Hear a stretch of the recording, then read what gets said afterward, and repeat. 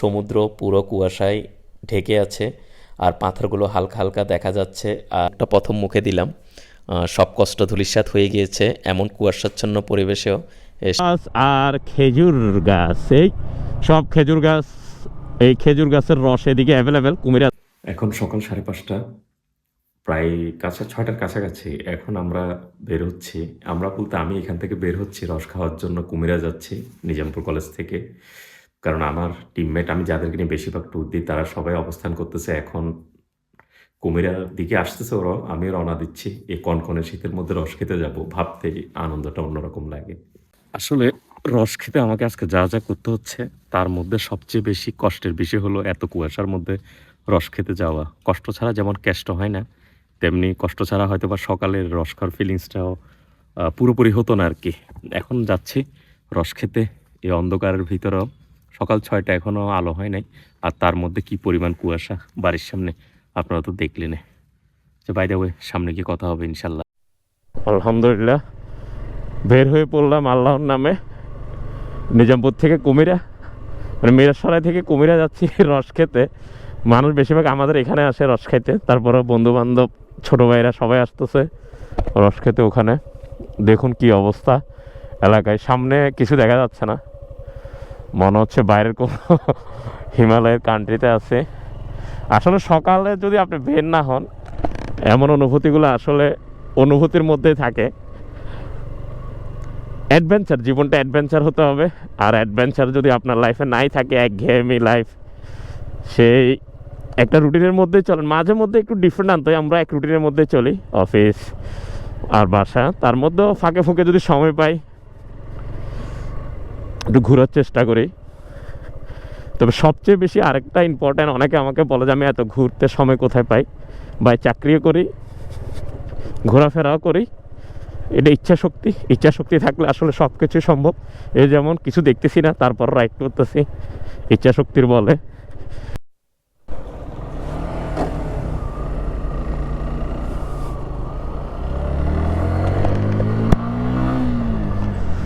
আসলে অনেক সময় অনেকভাবে রাইড করা হয়, তবে এমন কুয়াশার মধ্যে আমি আর রাইড করি নাই। ফর দ্য ফার্স্ট টাইম আমি রাইড করছি এমন কুয়াশার মধ্যে, যা আমি কিছুই দেখছি না। হয়তো বা আপনারা ভিডিওতে কিছুটা দেখতেছেন, কিন্তু আসলে সামনাসামনি কিছুই দেখা যাচ্ছে না ব্রো, পুরা এক্সট্রিম ব্রো। আস্তে আস্তে আগাই, দেখি কি হয়। আমার তো খুবই মজা লাগছে, ইন্টারেস্টিং রাইড চলছে ফর দ্য ফার্স্ট টাইম। আসলে এটা লাইফ রিস্ক আছে। আপনারা যারা এখন মনে করেন এই সকালে রাইড করবেন ভাবছেন, প্লিজ ডোন্ট, আপনারা এই ধরনের রাইড ট্রাই করবেন না, কারণ কিছু দেখা যাচ্ছে না। সামনে কি এটা অটো রিক্সা? ও মাই গড! রস খেতে যাওয়ার আগেই কুয়াশার হিমেল বাতাসে আমি যেন এলোমেলো মাতাল হয়ে যাচ্ছে।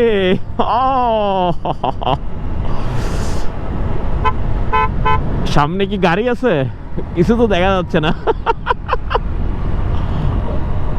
ও আছে, সামনে একটা গাড়ি আছে। দেখুন ভাই, কি এক্সট্রিম লেভেলের রাইড চলছে, কিছু বোঝা যাচ্ছে না। আসলে এটা খুবই রিস্কি হয়ে যাচ্ছে, কিছুই দেখা যাচ্ছে না সরাসরি। আমি আরো হাসছি, আল্লাহ পরে আস্তে আস্তে যাই। বাকিটুকু সামনে কথা হবে আবার রস খেতে খেতে। কুমিরা আসি পৌঁছালাম, রস খাওয়ার স্থানে যাচ্ছি। অবশ্যই কুমিরা আমার জন্য নতুন কিছু না, আমি প্রতিদিনে কুমিরা আসা যাওয়া করি। এখন বোরহানুদ্দিন রোড, আমি এত বছর কুমিরা থাকি, কিন্তু বোরহানুদ্দিন রোড কোন দিকে বুঝতে পারতেছি না। ছুটছি রসের উদ্দেশ্যে, ঘুরছি। আসলে আমাদের একজনের সাথে অলরেডি কন্ট্যাক্ট হয়ে গিয়েছে, কেজি নাকি 80, ওরা একটু বেশিতে ঠিক করে ফেলেছে। আমাদের এলাকায় 60, এখানেও 60 দিয়ে পাওয়া যায়, হয়তোবা ও ঠিক করেছে, তাই আমি আর কিছু বলিনি। আমি তো কিনবো না, আমি শুধু এক গ্লাস ওদেরতে খেয়ে ফেলবো। ও আর খেজুর গাছ, এই সব খেজুর গাছ, এই খেজুর গাছের রস এদিকে অ্যাভেলেবেল কুমিরাতে। আকিলপুরের সি বিচের রাস্তা দিয়ে যাচ্ছি আমরা। যদি সি বিচে যাওয়া যায়, বোরানুদ্দিন রোড। ঠিক আছে, গাড়ি পার্কিং এ লাগেন এক পাস করি, ওই তরকারি গাড়ি আছে তো। আচ্ছা, প্রায় 30 কিলোমিটার বাইক চালিয়ে যখন কুমিরা পৌঁছালাম এবং রসের চুমুকটা প্রথম মুখে দিলাম, সব কষ্ট ধূলিসাৎ হয়ে গিয়েছে এমন কুয়াশাচ্ছন্ন পরিবেশেও এসে আলহামদুলিল্লাহ খুবই ভালো লেগেছে। রসটি খুবই ভালো ছিল খেতে। রস খাওয়ার চাপটা শেষ। এখন যেহেতু কুমিরা এসে রস খেলাম, আর আকিলপুর বিচ না গেলে কি হয়? আসুন এখন একটু বিচে যাই আর বিচের মনোরম সৌন্দর্য একটু উপভোগ করি। দেন আমরা আবার যার যার গন্তব্যে শেষে চলে যাব। আর আপনারা যারা কুমিরা আসবেন অবশ্যই আকিলপুর বিচ ঘুরে যাবেন রস টস খাওয়ার পরে। এখানে অ্যাভেলেবেল রস, এদিক দিয়ে গলিতে ঢুকলে আপনি অ্যাভেলেবেল রস পাবেন। আকিলপুর বিচের এই গলিটি দিয়ে বোরানুদ্দিন রোড বা এদিকে আসলে অ্যাভেলেবেল রস পাবেন। একটু খোঁজ খবর নিয়ে আসবেন আসলে। এখানে রস গাছের অভাব নেই, অনেক বেশি গাছ। কুয়াশাপূর্ণ আকিলপুর, খুব বেশি কুয়াশা এদিকে, আর ভিউটা জাস্ট অসাধারণ লাগছে। বাই দ্য ওয়ে, সকাল সকাল খুবই ভালো লাগছে। এদিকের ভিউটা জাস্ট এক কথায় অসাধারণ, খুবই ভালো লাগছে। Nice nice nice, Teknaf feel পাচ্ছি, টেকনাফ ফিল লাগছে ঘুরতে সকালে। ভিউটা মানে আসলে কি দেখাবো, কুয়াশার জন্য কিছুই দেখা যাচ্ছে না। ওর নিচে সাগরের পানিটা পুরো কুয়াশাচ্ছন্ন। ভালোই লাগছে ঘুরতে, খুবই ভালো লাগছে। একটু সামনে যাই, বাই দ্য ওয়ে খুবই ভালো লাগছে এদিকে। আমরা না আরও অনেক রাইডাররাই আছে এখানে সকালে। আমি একটি কথা সবসময় বলি, প্রকৃতির সৌন্দর্য উপভোগ করতে হলে আপনাকে প্রকৃতির কাছে যেতেই হবে।